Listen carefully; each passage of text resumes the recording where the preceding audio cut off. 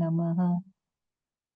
श्रीचैतन्यमनोभीष्टं स्थापितं येन भूतले स्वयं रूपा कदा मह्यं ददाति स्वपदान्तिकं।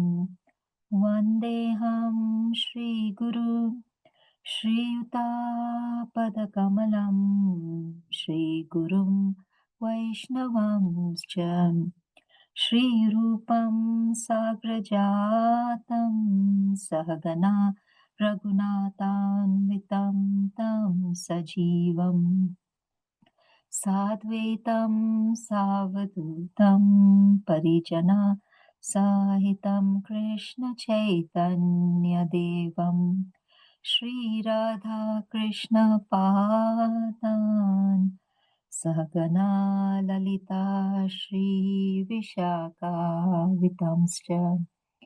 हे कृष्णा करुणा सिन्धु दीनबन्धु जगत्पते गोपेश गोपिका कान्ता राधाकान्ता नमोऽस्तुते। तप्तकाञ्चन गौराङ्गी राधे वृन्दावनेश्वरी वृषभानुसुते देवी प्रणमामि हरिप्रिये। वाञ्छकल्पतरुभ्यश्च कृपा सिन्धुभैव च पतितानां पावनेभ्यो वैष्णवेभ्यो नमो नमः। श्रीकृष्ण चैतन्य प्रभु नित्यानन्द श्री अद्वैत गदाधर श्रीवासादि गौरभक्तवृन्द। हरे Krishna Krishna Krishna Hare Hare Hare Ram Ram Ram Hare Hare. Hare Krishna, Mataji. Thank you so much for joining us today on this Saturday evening. We are really grateful for your dedication and helping us to understand a lot of concepts in the Srimad Bhagavatam. Today, Mataji, you are going to do the reflections on the five rasas, which is the eternal relationship between the soul and the Supreme Lord. And we are really, really grateful for that. So I will hand over to you, Mataji. Please accept our humble obeisances on behalf of everybody who have joined the group and are about to join, or later will be watching this on YouTube. Hare Krishna. Hare Krishna Mataji and Hare Krishna Prabhuji, thank you so much for giving me the opportunity to do this service. And a big apology to Dennis Prabhu, first of all, because I think I made him change the title of the topic today because it was entirely my fault, because I didn't think I'm qualified enough to really speak about such an elevated topic. So apologies, Dennis Prabhu, for confusing you. But as Mataji mentioned, we are going to reflect. It's a continuation of Srimad Bhagavatam, verse 19, where we were talking about Guru Tattva a little bit, and then towards the end, the second part of the verse touched upon the five rasas. We did mention the five rasas last time, but we thought we were going to explore that a bit more based on the conversation between Sri Chaitanya Mahaprabhu and Ramananda Raya. So we'll explore that a bit more. But before we start, I pay my humble obeisances to my Guruji. Without his mercy, I wouldn't be able to do this service. My prayers to Radharani and Krishna and Chaitanya Mahaprabhu and Nityananda Prabhu to allow me to speak the right words, because it's a topic which I'll be speaking on, which I am not at all qualified to speak on. So whatever they wish me to speak, I beg for their mercy, so that they can, with their mercy, I can speak the right thing. And I seek guidance, permission, and blessings from all of you to correct me if I'm going wrong anywhere. Um, so uh, we are going to talk a little bit on this conversation, but we start with something slightly different, but which leads us into the five rasas. I have to also pay my humble obeisances to Bhakti Rasamrita Swami Maharaj. Part of what I'll be saying today is taken from his teachings as well. Hopefully I have his mercy, we're praying for his mercy as well. So the very, very elevated devotee Narottam Das Thakur wrote in one of his compositions, Hari Hari Bifale Janama Gunainu, Manushya Janma Paya, Radha Krishna Na Bhajiya, Janiya Shunya Visha Kainu. Or in other words, he tries to say that I have spent my life entirely uselessly. I've spent my life bifale, uselessly, having obtained a human life, having obtained a human birth, and not having worshipped Radha and Krishna. I have knowingly drunk poison. So that is what it is, the human life. It's so precious. If we do not serve Radharani and Krishna, Janya Shunya Vishakainu, knowingly we are drinking poison. And he further goes on to say that Golukera Premadhan Harinam Sankirtan Vrajendra Nandana Jay Shochi Shuta Hoilo Shay Balaram Hoilo Nitai.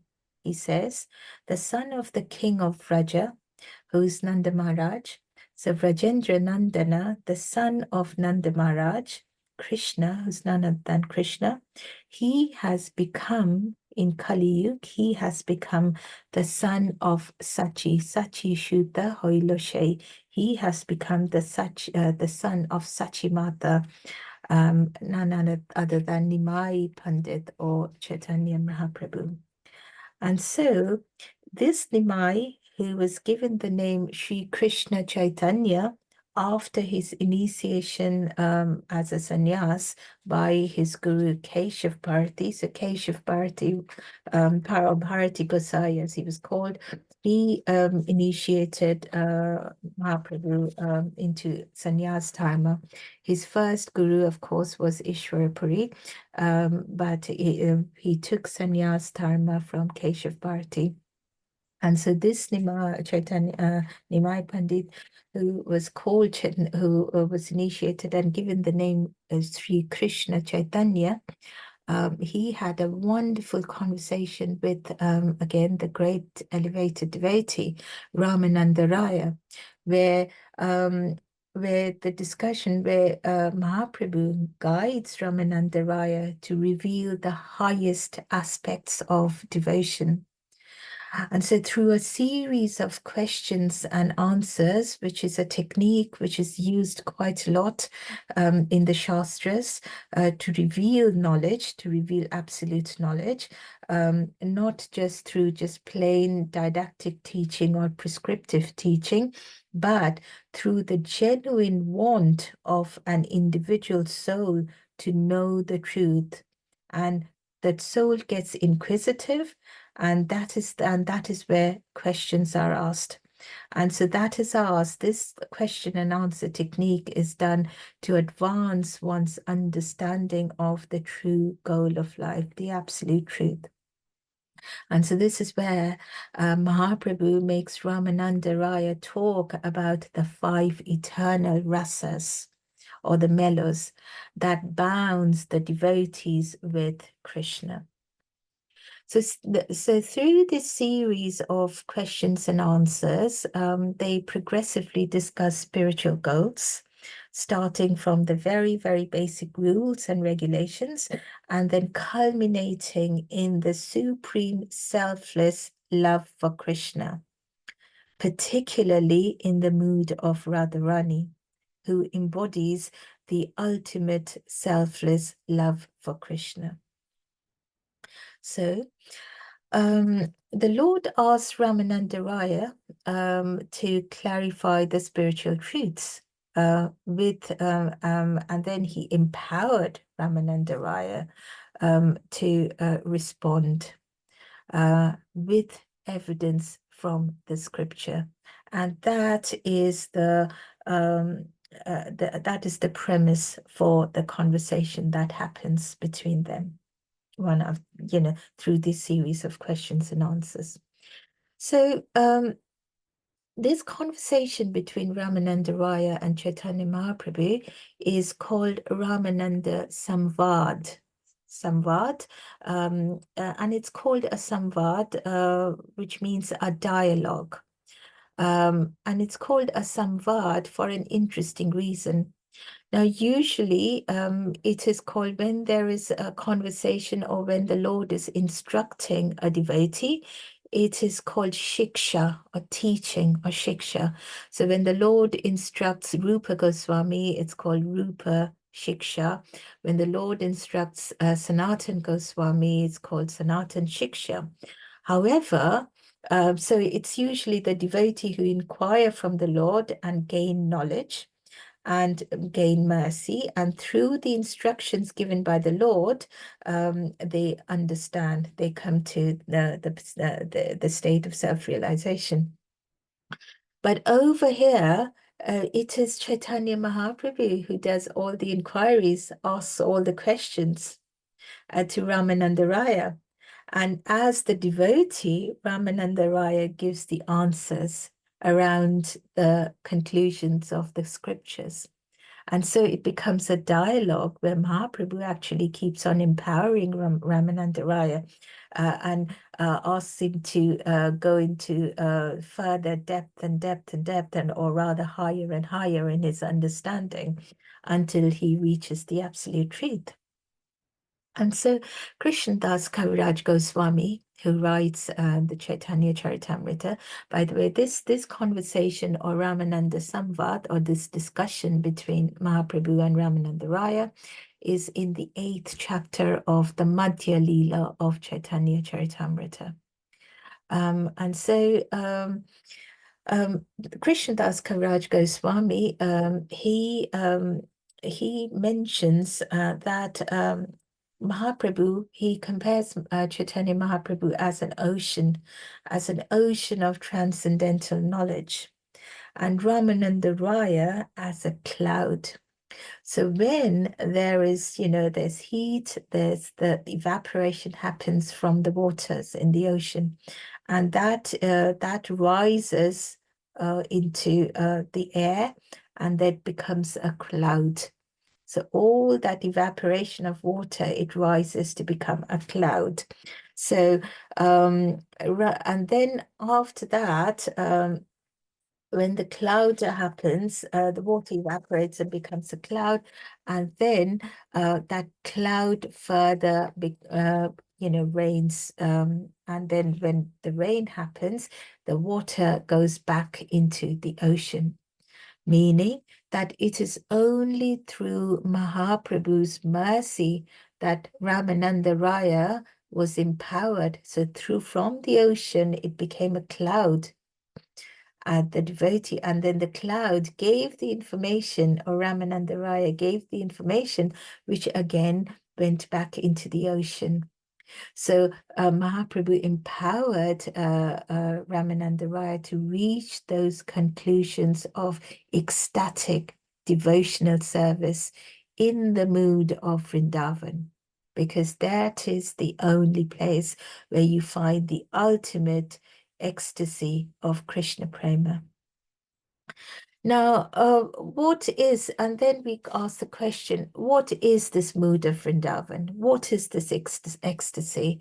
What is it to be, to love Krishna in the mood of Vrindavan? And Prabhupada once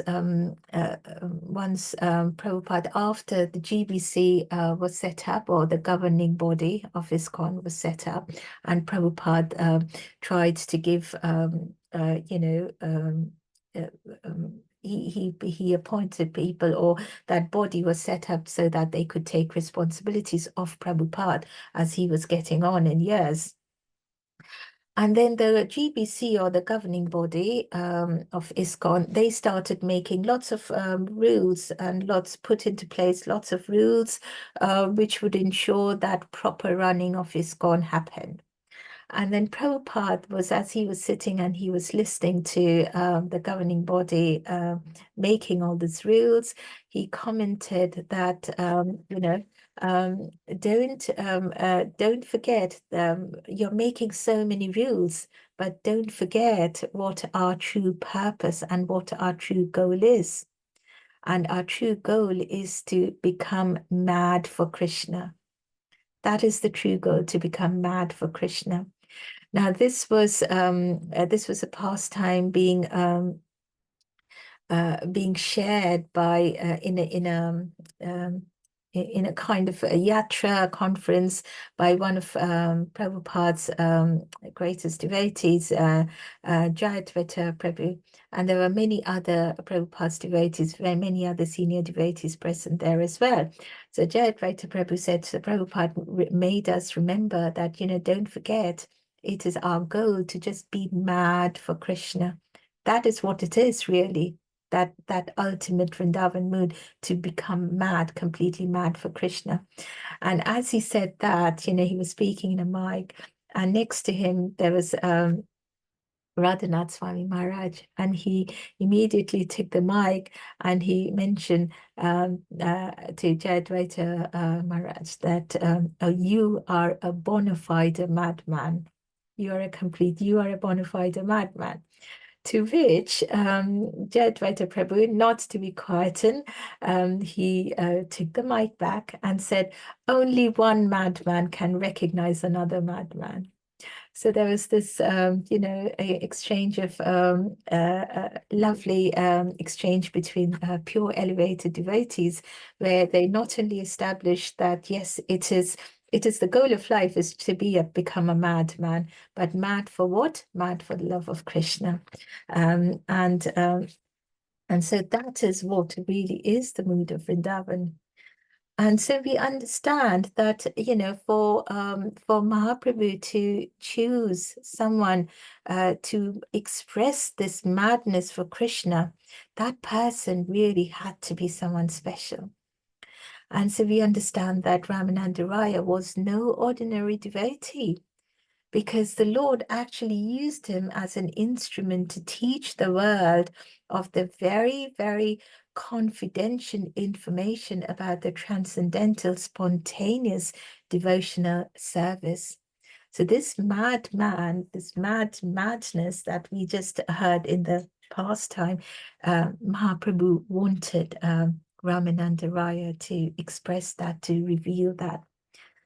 Bhaktivinoda Thakur mentioned about Ramananda Raya that he revealed that Ramananda Raya, in his spiritual identity, he's a combination of several very intimate associates of Krishna in Vrindavan, including Vishakha Sakhi, the Gopi Vishakha, and also Arjuniya Gopi. So that is his identity in the spiritual world.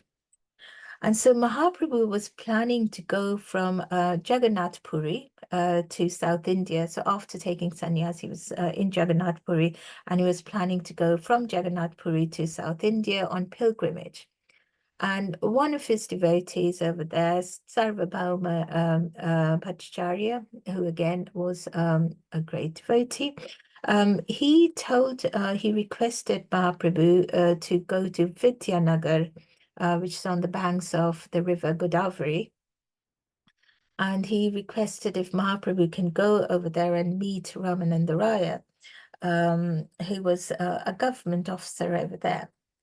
And he also requested Mahaprabhu not to think of Ramananda Raya as an ordinary person, because of his not so high birth. So Ramananda Raya wasn't a Brahmin at that in those times. It was considered to be important to be a Brahmin, and caste system mattered. The caste mattered. But Sarvabhauma Bhattacharya requested Mahaprabhu not to think of Ramananda Raya as an ordinary person, despite of him not being of a high birth. And so they met, and it is a chapter, as I said, it's the eighth chapter of Madhya Lila. It has, lots of 300 verses, around 300 verses. So to talk about this 300 verses in 45 minutes or an hour, it's impossible. So I'm just making it really, really, it's a very short summary. And again, as I said right in the beginning, I don't think I have the ability or the qualification or the depth to be able to really, really express this or share this. But I would say whatever little bit I understood from the teachings of the elevated devotees. So they met, Ramananda Raya and Mahaprabhu met, and they glorified each other, and then they also decided to meet next day. I mean, usually during his pilgrimage, Mahaprabhu would only stay for a night at one place, but on this occasion he ended up staying for 7 nights just to be able to have this continuous conversation with Ramananda Raya. So they would have that dialogue, and they would continue the next day again. And so the first question that Mahaprabhu asked Ramananda Raya was, please recite a verse that will establish the goal of life. What is the purpose of life? What is the goal of life? And to which, and again, I'm making things very, very, very short, to which Ramananda Raya's reply was, Swadharma acharane Vishnu bhakti hoy. Swadharma acharane Vishnu bhakti hoy. That just by discharging one's occupational duties according to the Varnashram system, automatically one can make one's life perfect. Yes, if you just follow the Varnashram system. And so he also quoted a verse from the Vishnu Purana to say how Lord Vishnu is pleased when one performs one's occupational duties according to one's Varna or according to one's ashram. Now, and we see how important it is, even, right at the beginning of the Gita, Krishna tells Arjun off for wanting to leave his duties, wanting to leave his dharma of having to fight off a Kshatriya and fight the Kauravas, and just wanting to go and become a sannyasi. And Krishna said, no, that is not your dharma. You would just be, fleeing the battlefield, and you're just becoming wanting to become an escapist. So that is not what the Shastras say. That is not your dharma. Even Keshav Bharati, who I mentioned earlier, he refused to give sannyas dharma to Mahaprabhu. So Mahaprabhu went to him when he was just 24 years old. He was in Grihastha Dharma. He had his wife, he had his mother. And Keshav Bharati said, no, you're a young person. You're only 24. Your dharma is to be a grihastha. I am not going to give you a sannyas. And then, of course, now Keshav Bharati was an elevated devotee, but then how he got into an exchange and discussion with him about the Shastras. And then Keshav Bharati very soon realized that he was actually speaking to the Lord himself.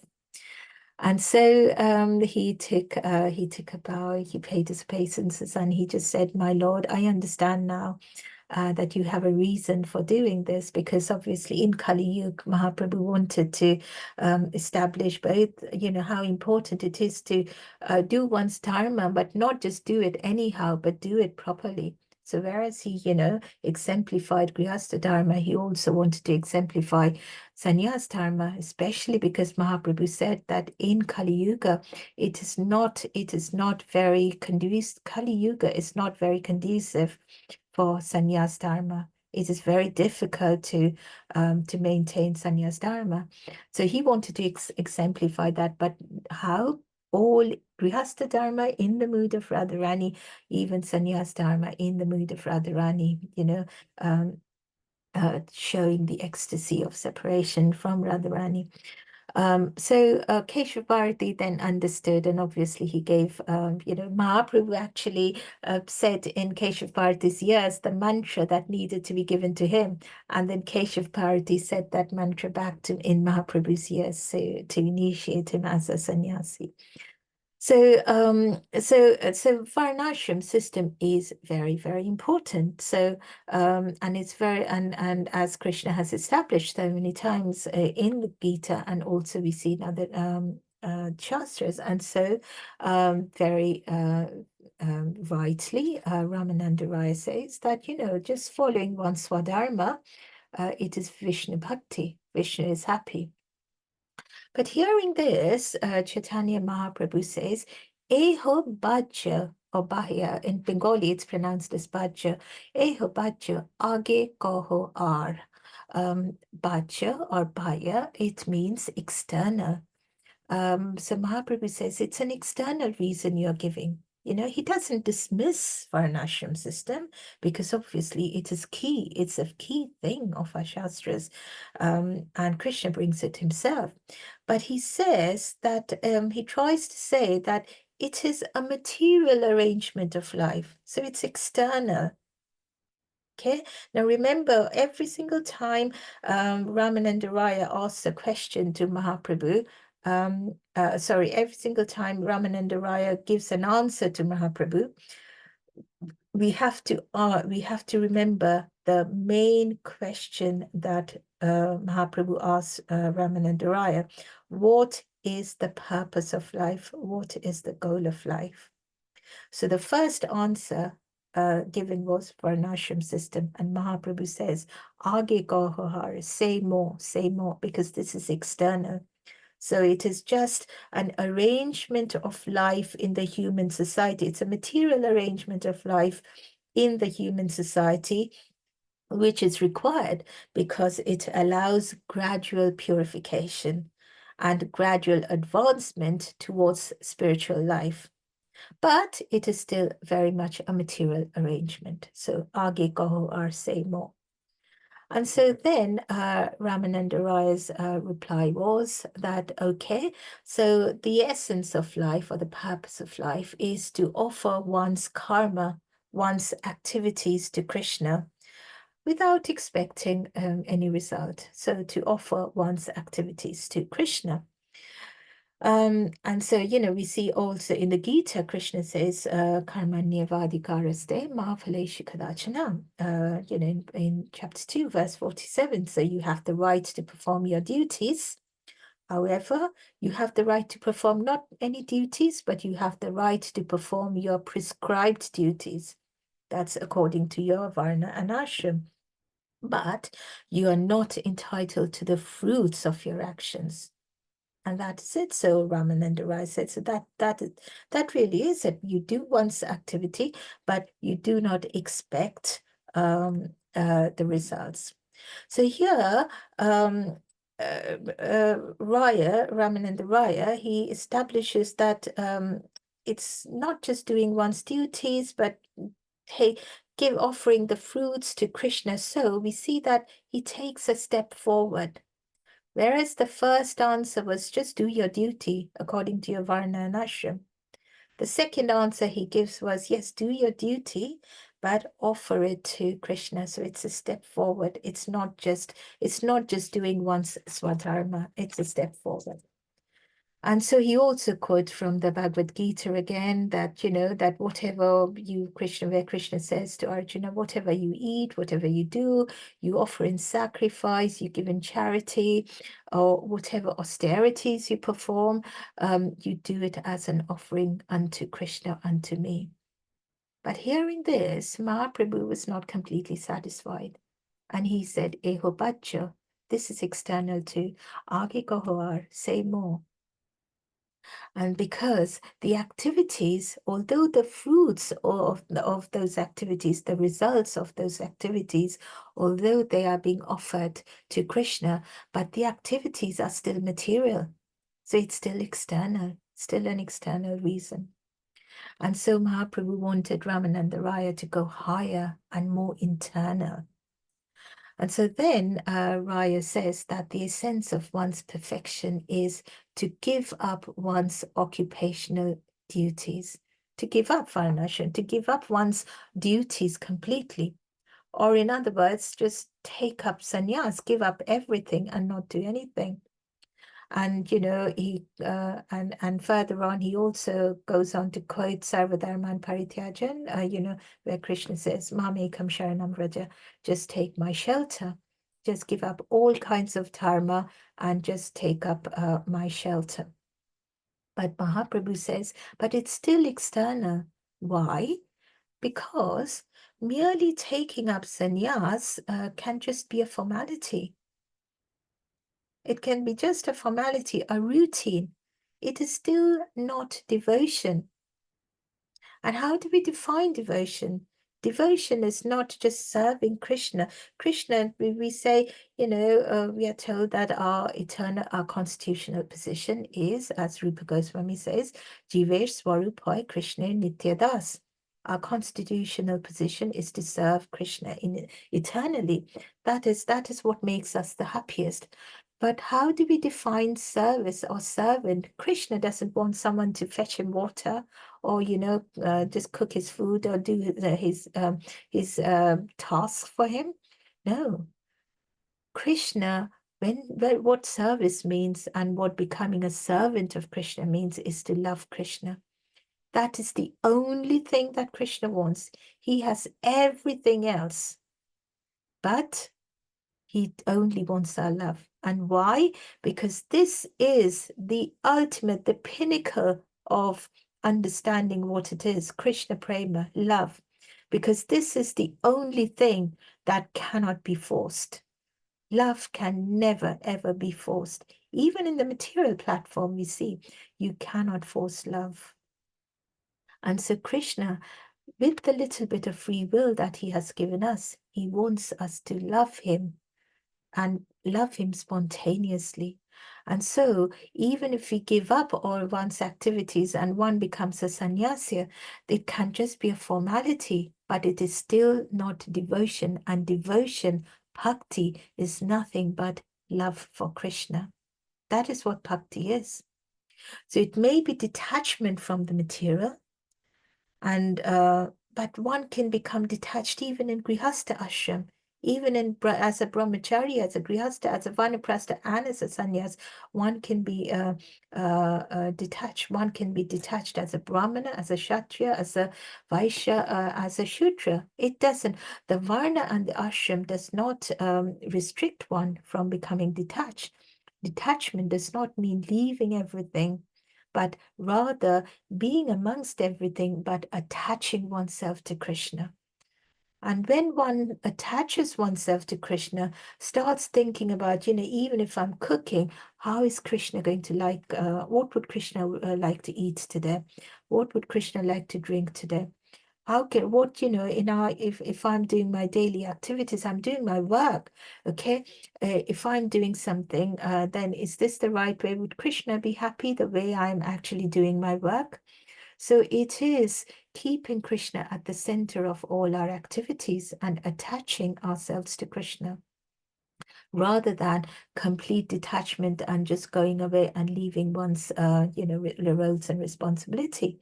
So what Mahaprabhu meant was that negation of material is not necessarily attainment of spiritual. You can negate the material, but that does not automatically mean that you are attached to the spiritual. And so Mahaprabhu urges Ramananda Raya to say more. And then Ramananda Raya talks about bhakti, but Gyan Mishra Bhakti. So where there is bhakti, there is that devotion, and not just complete negation of the material.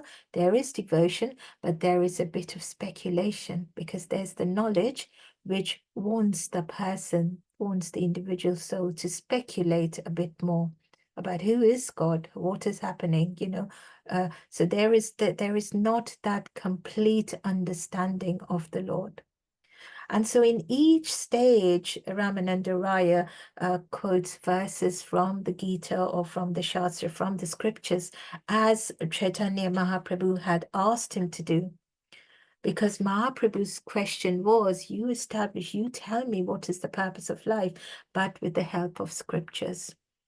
And so I'm rushing through each stage, I'm sorry. And so after Gyan Mishra Bhakti, now Ramananda talks about bhakti and says, and then the next stage is when Mahaprabhu says, no, aage kaho, say more, say more. And then Ramananda Raya says, okay, pure devotional service without any touch of speculation or without any touch of speculative knowledge is the essence of perfection. And he says the phrase pure devotional pure devotional service. And then he removes the clause. He says, without any touch of speculation. And now Mahaprabhu pauses and he says, Eho hoy, that is right. He doesn't say Eho bhaja. Bhaja is external. Now, as soon as Ramananda Raya talks about pure devotional service without any speculation, Mahaprabhu says, Eho hoy, that is right. Aage kaho, say more. Because now you've reached the right point. Now we want you to go ahead and say more. And then Ramananda Raya says, as the next answer, Prema Bhakti Sarva Saddhashar. Prema Bhakti Sarva Saddhashar, or ecstatic love for the Supreme Personality of Godhead, is the essence of all perfection. So that love for the Lord, which has no desire for material profit or material gain, that ecstatic love for the Lord is the essence of life, Prema Bhakti. So now Ramananda Rai reaches Prema Bhakti. Now, in the previous classes, we have touched upon sadhana bhakti, where ordinary devotion is performed sincerely and regularly, and which can then mature into this ecstatic devotional service or the spontaneous love for God. And we talked about how there is the Vaidhi bhakti, which is more doing, bhakti as a ritual or out of formality or in obedience, listening to a guru, listening to, other devotees, what needs to be done, and doing it properly, but doing it more as a duty. But where it reaches Raganuga Bhakti, Raganuga, that is when it becomes spontaneous bhakti, and there is that intense attachment to Krishna or for Krishna.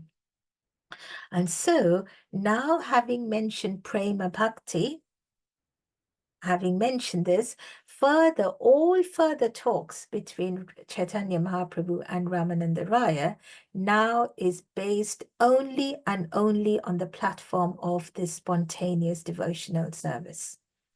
So whatever has been discussed before, that had the element of external. But now we have reached the Prema Bhakti, and now whatever the two of them are going to discuss is based on complete spontaneous Raganuga Bhakti, or, or even higher than that, spontaneous devotional service, as we will see when we talk about Krishna Prema. And so this is where loving Krishna completely without, and organically, rather than, having to make an effort for it.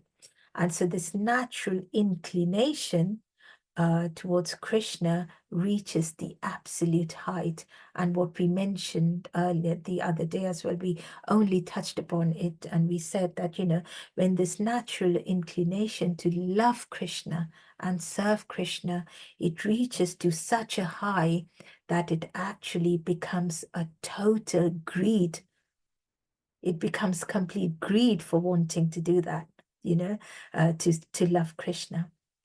And Chaitanya Charitamrita in Madhya Lila 8.70 mentions that pure devotional service in Krishna consciousness cannot be had even by pious activities in hundreds and thousands of lives.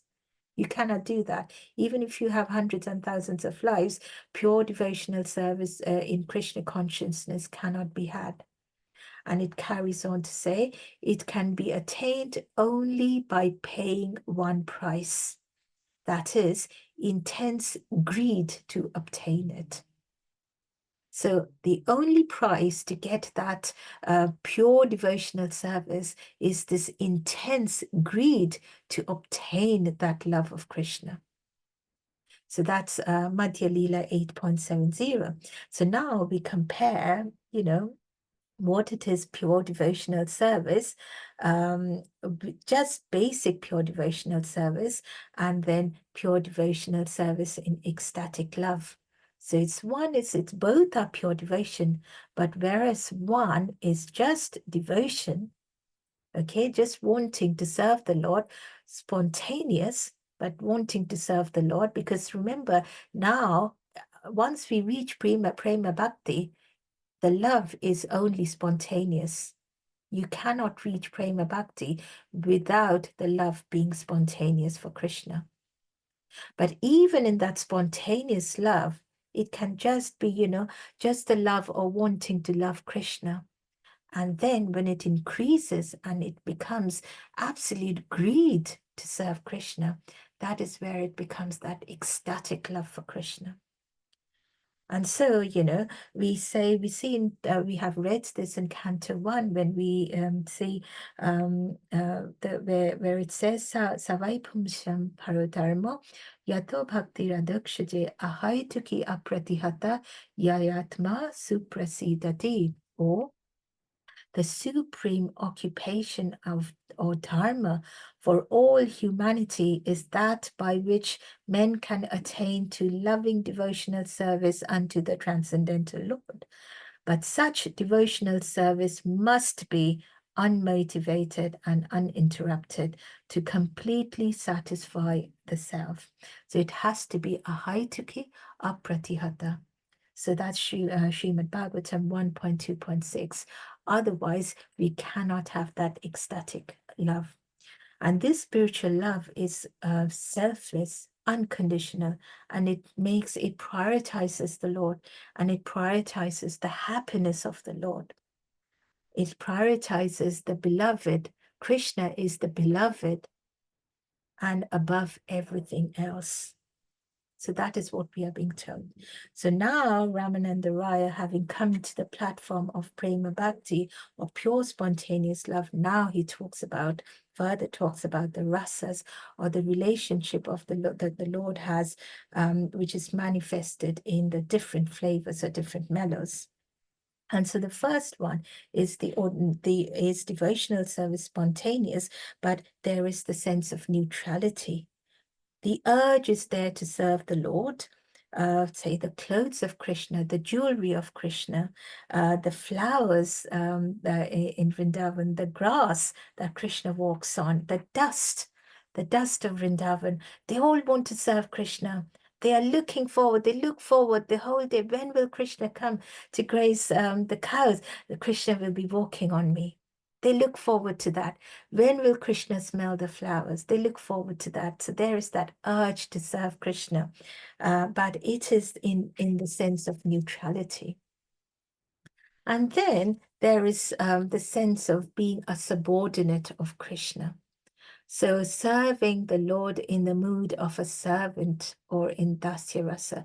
We touched upon these things briefly last week as well. So serving, and so there is a huge understanding and appreciation of the fact that Krishna is the Lord and he is the absolute supreme, and I am his servant. And we gave the example of Hanuman. And it also reminds me of that lovely pastime of Hanuman, where after the battle, Lord Ram, Mother Sita, Lakshman, they returned to Ayodhya. And then they also take in the Pushpakrat, they also bring to Ayodhya all the entire monkey army. Um, and then Mother Sita was handing each one of them precious gems and jewels just to say thank you. And she gives the most precious gem to Hanuman. And Hanuman takes it and he starts biting it. And he bit it, and then he couldn't break it. He bit it again, and then he finally just broke it into pieces. And everyone else in the court, in the assembly, they were just gasping. What is Hanuman doing? And Mother Sita was very, very surprised that I've given something out of love, the most precious stone to him, and what is he doing? And so when she asked Hanuman, Hanuman, why did you just, break the diamond? And so Hanuman tells, but, you said this is very precious, but the most precious thing to me is you and Lord Ram. So I'm just breaking this precious gem just to see if you and Lord Ram is inside the gem or not, but I cannot find it. So if I cannot find you and Lord Ram in this gem, this is useless to me. I don't want this. And so then we see, how he opens his heart, and everyone in the court could see that in his heart there is Ram and Sita sitting. And so to him, it is just serving the Lord in Dasyaras. So we have Shantaras, the sense of neutrality, and then we have Dasyaras. But then further, there is a development of mellows, and it goes up to Sakyaras, or the feeling of considering Krishna as one's friend. And so not being a subordinate to Krishna, not in neutrality, but where the friends, the Gopas in Vrindavan, or Arjuna or Uddhav, they all felt that, they have that sense of equality with Krishna. And so we talked about how they would play together, how they would even sometimes they would pull Krishna's legs so much. They would have the that tug of war with the rope. And on one end there would be Krishna and somebody else, some of the Gopas. On the other side there would be Balaram and some of the other friends. And they would fight, and then the condition was that whoever lost that side, they had to carry the others on their shoulders. So many a times Krishna would lose, and then Krishna being the youngest, they would just make Krishna carry, those, the bulky, some of the Madhumanga, who was a bit, he was roly-poly. So, and they would make Krishna carry them on his shoulders. They would make Krishna do all kinds of things. They would fight for him, even when, and as we were talking about last time, even when Krishna did something, fantastic, they would just say, no, no, no, your father is a pure devotee of Vishnu. And so you have been empowered. Don't try to cheat and try to say that, you are better than us. Even when he was holding Govardhan Hill, ultimately they said, it's Radharani's glances that's making you feel stronger. And Madhumangal was coming and saying, shall I put a hand up? I'm strong. Shall I help you, Krishna? So that's Sakira's not in no way wanting to believe that Krishna is any higher to them.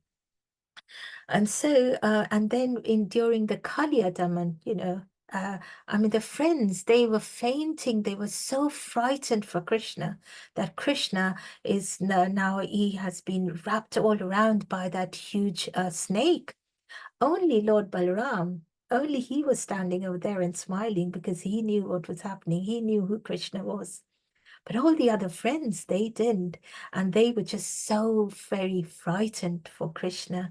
They went crying to their parents and brought their parents to say, please save my friend Krishna. What is he going to do? And so we see that desperation of wanting to love Krishna, save Krishna, thinking that he isn't the supreme. He cannot do any better than us because he is equal to us. And when we can't do anything, what can Krishna do? So that is the sense of being a friend of Krishna. And then when this affection and fraternal devotion, when this turns, it increases more, it develops into what is called the paternal relationship, or Vatsalya ras, where the devotee considers himself or herself to be the parent of Krishna. And so we see that, Ramananda Raya over here gives evidence from the scriptures where he explains further and gives examples of how, through the examples of Mother Yashoda and Nanda Maharaj. And, we talked about some pastimes we talked about a little bit about how Mother Yashoda would be so frightened to allow Krishna to go by himself, would make Balaram look after him.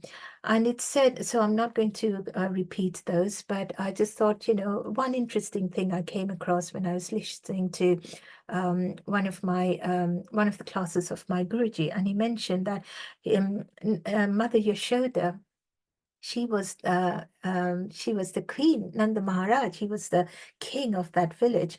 And so Mother Yashoda had so many people who were serving in her household.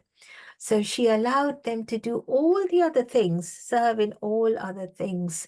However, when it came to doing anything for Krishna, she wouldn't allow anybody to touch anything to do for Krishna.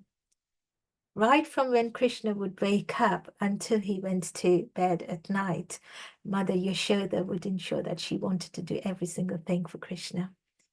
And so, Nanda Maharaj, when he ensured that when he went out to graze the cows, because he had so many cows, he would ensure that, he held Krishna's hand.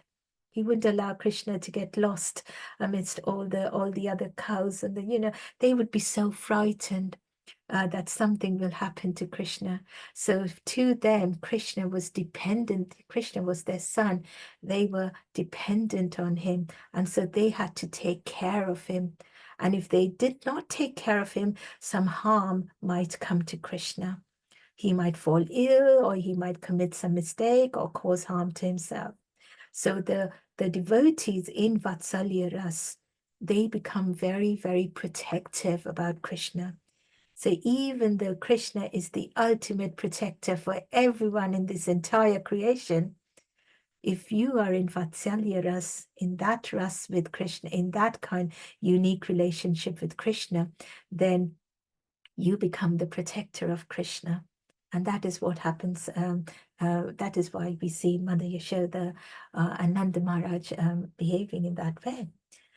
And so then it goes higher and deeper until one reaches, and then Ramananda Raya talks about the platform of conjugal rasa, or madhurya rasa, where there is total intimacy between the devotees and Krishna. There is zero shyness, no shyness, no self-consciousness. When people sometimes think, oh, should I say this to this person, or what may he think, or what may she think? So there was no sense of such self-consciousness. There was no barrier, no reserve at all, no suppression of emotion.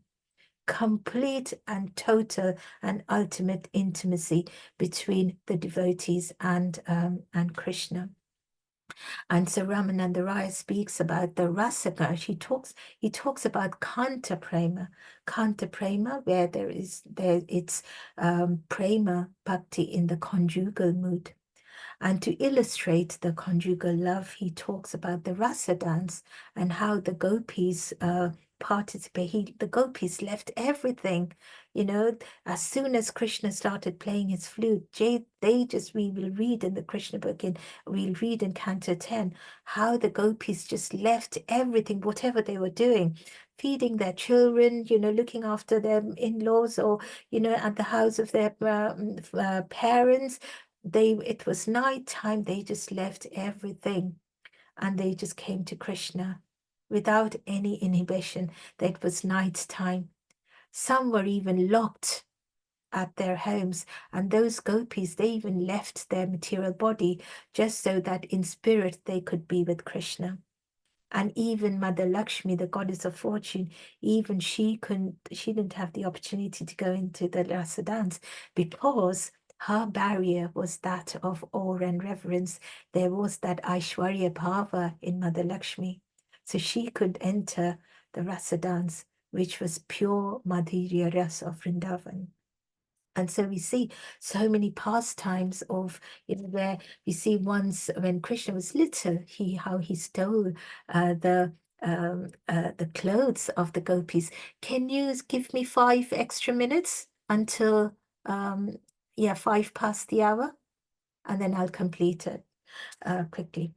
So but apologies if anyone needs to leave early, or if you want me to continue a bit next, just stop me when you want me to stop. So so we see how Krishna he stole all the clothes of the gopis as they were bathing in Yamuna. And so Krishna gave them, you know, they prayed to Mother Katyayani to have Krishna as their husband. And when you are husband and wife, there really is no inhibitions. There is no secret between the two of you.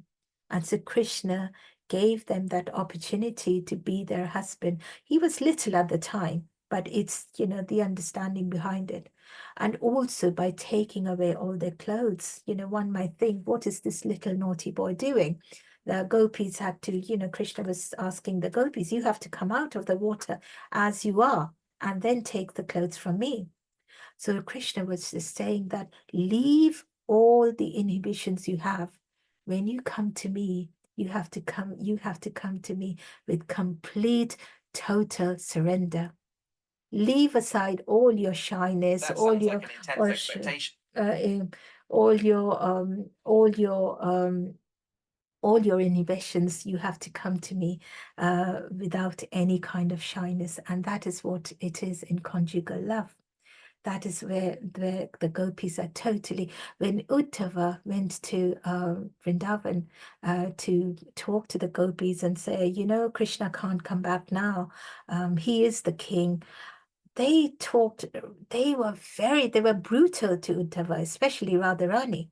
She said many, many really harsh words against Krishna, but those harsh words were spoken out of her intense love.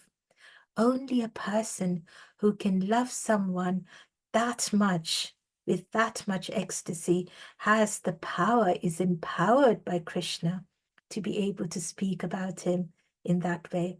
Because Krishna knows that those words coming out are words of love coming out of intense separation. And that is what conjugal love is. And so Ramananda Raya quotes, he talks about this ultimate love, and he says that this aptitude of the individual devotee to serve Krishna in this way is what is the highest rasa. And he says that you know, what he also mentions, and very quickly, what he also mentions is that we have to understand that every devotee has an inherent spiritual aptitude to serve Krishna. So, and they are completely satisfied in their love. Like Jiva Goswami's father, Vallabha or Anupama Goswami, well, Anupama, he wasn't a Goswami, but he was a Ram Bhakt. Mahaprabhu wanted him to chant the Hare Krishna mantra. And the whole night he was awake. And he came back to Mahaprabhu the next day, sweating and perspiring, saying, "Please forgive me. I could chant the names of Hare Krishna. Every time I wanted to chant, the names of Ram and Sita came out of my mouth." And the same is with Hanuman. So it's not so every single devotee, we all have a unique relationship with Krishna. And so the quality, and then Ramananda Raya goes on to say that the qualities that are found in the previous rasa, that each rasa has the qualities that are found in the previous rasa. So Dasya rasa would have the qualities of Shanta rasa. Sakya rasa would have the qualities of Shanta rasa, Dasya rasa, and some added qualities in Sakya rasa. Vatsalya rasa would have the qualities of all the other rasas, plus that extra bit of protecting Krishna.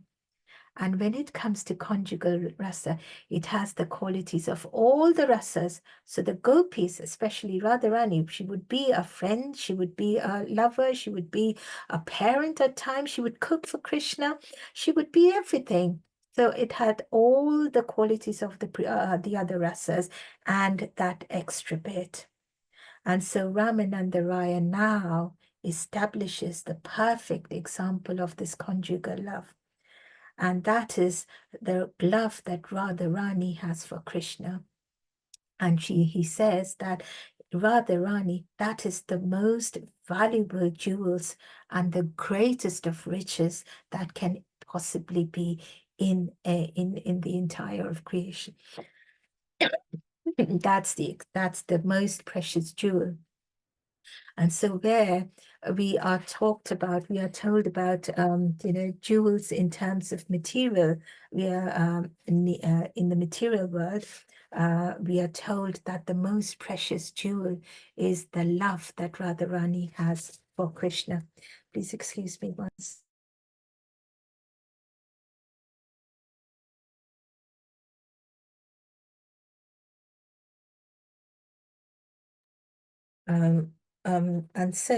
And someone who has this Krishna prema, someone who understands this mood, that prema of Radharani for Krishna, that person is the wealthiest person in the entire world. And so there's a lot of discussions around this as well. And then the end, it is, what Prabhupada also wants us to understand is what is Mahaprabhu really wanting to understand. Mahaprabhu, by asking this series of questions, he reaches the ultimate. What is the purpose of life?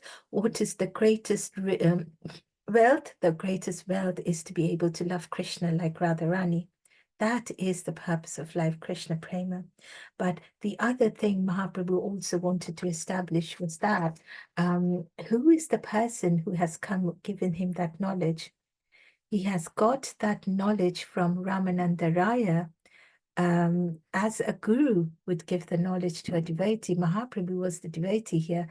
He wanted to establish the fact that Ramananda Raya wasn't a Brahmin, wasn't of a high caste, and yet he was the one who has been able to reach the highest truth.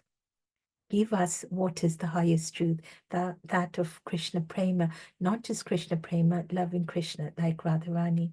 And so it tells us, it gives us the lesson to learn that one should not think that of the guru materially. It doesn't matter about what the birth of a guru is, what the background of a guru is. But if one knows the science of Krishna, if one understands what Krishna Prema is, one should unhesitatingly accept that person as the guru. And so throughout this conversation, Ramananda Samvad, we are told about what the purpose really is of life, to be able to understand what pure bhakti is, what spontaneous bhakti is, and to understand why, out of sheer want and how intensely Mahaprabhu felt the need to come to this material world as Chaitanya Mahaprabhu, just to be able to taste that love of Radharani. And he also ensures that how we can choose our right guru. So there's a lot more to say. I can't say when it's 7, it's 8 past. I do apologize sincerely. Please forgive me. I've just gone very, very, very overboard in terms of time. That's you know, my and if I've gone wrong anywhere, please do correct me. Hare Krishna. Hare Krishna, Mataji. Thank you so much for this nectarian class. And it's okay if you have gone over. That's because we all have enjoyed. All have enjoyed it, and the very fact that we all have stayed there from the beginning to the end shows that it was beautiful. I don't have any questions. Are there any questions in the groups? Only comment is it was a beautiful class. Thank you so much for this. Any questions or comments from the group? If there are no questions or comments, can I request Eastern Prabhu, are you able to end your session? And before that, I'd like to welcome Mahatma Das. Prabhuji, thank you for joining in. Let us chant 3 Hari Bols to welcome Prabhuji to the group. Prabhuji, we meet every day at the same time, same link, but with different mentors. So let us chant 3 Hari Bols. Hari Bol. Hari Bol, Hari Bol, Hari Bol. Hari Bol. Thank you, Prabhuji, for joining. Thank you. Thank you. Eastern Prabhu, kindly end the session. Hare Krishna. Hare Krishna, Mataji, please accept my humble obeisances. All glories to Srila Prabhupada. Thank you so much, Grace Panchali Mataji, for the wonderful lesson today. Such nice, wonderful lecture today about the rasas and the love Radharani had for Krishna. And we should aspire not just for love for Krishna, but the love for Krishna, the way Radharani loved Krishna. Such wonderful point today taken home.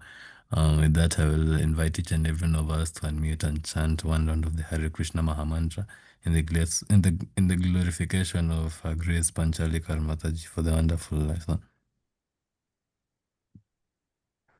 Hare Krishna, Hare Krishna, Krishna Krishna, Hare Hare, Hare Rama, Hare Rama, Rama Rama, Hare Hare. Panchakalpatarubhyascha Kripa Kripa Sindhu Sindhubhya eva cha Patitanam Pavanebhyo Vaishnavebhyo Namo Namaha. Grantaraj Srimad Bhagavatam ki Jai. Srila Prabhupada ki Jai. Jai. Grace Panchali Mataji ki Jai. Jai. All glorious the assembled devotees. Hare Hare Krishna. Krishna. Thank you so much. Thank you so much for giving me this opportunity, Matajis and Prabhujis. Hare Krishna. All glories to Thank you. Thank you so much, Mataji. Hare Krishna. Thank you so much. Matajis and Prabhujis. Hare Krishna. Hare Krishna.